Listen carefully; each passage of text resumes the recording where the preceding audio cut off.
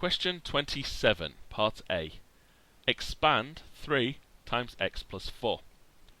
Expand with brackets means that you're going to multiply out the brackets to remove them. There are multiple ways of doing this. One method which I've recently started to like is using our multiplication grid. So we have a 3 outside the brackets, and then we have an x and a plus 4 inside the brackets. So drawing a very quick grid around this will allow us to make sure that we've multiplied everything in the brackets by everything outside the brackets. X times 3 is 3x. 3 times a positive 4, so it's 3 times 4 is 12. So if we add those two together, that means our expanded bracket is given as 3x add 12.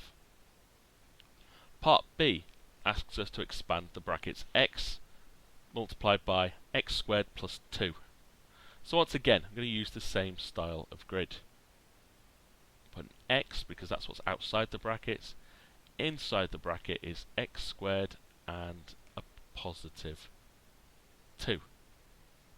Quickly sketch in using a pencil and ruler the grid.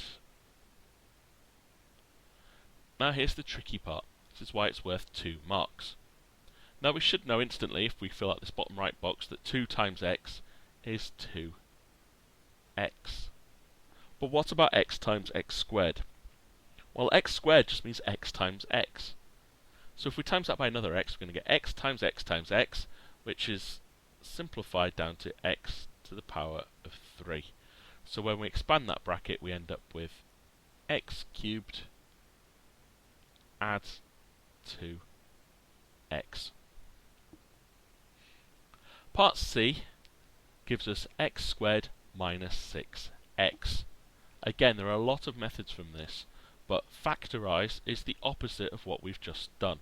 It's taking this as our answer and working out what values could go outside and inside the brackets. So to work backwards, I'm going to start by drawing my multiplication grid.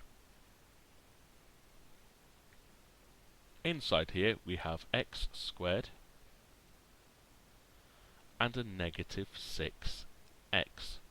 So what we're looking for is a value which we can put outside our bracket that both of these could have been multiplied by. Well, there's no number in front of the x squared, but there is an x in both sections. So I'm going to put an x outside the bracket. It's the first thing that we're multiplying. So if we write down x and a pair of brackets, we're already well on our way. So now we're just working out what numbers or what values are missing from this top section which represents our bracket. So x times what is x squared? Well, that's going to be x because x squared just meant x times x.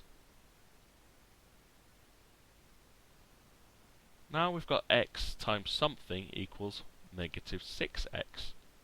So that means whatever number comes before the x is the value inside the bracket, which in this case must be subtract 6 because that's minus 6 multiplied by x gives us minus 6x, so inside the bracket becomes minus 6.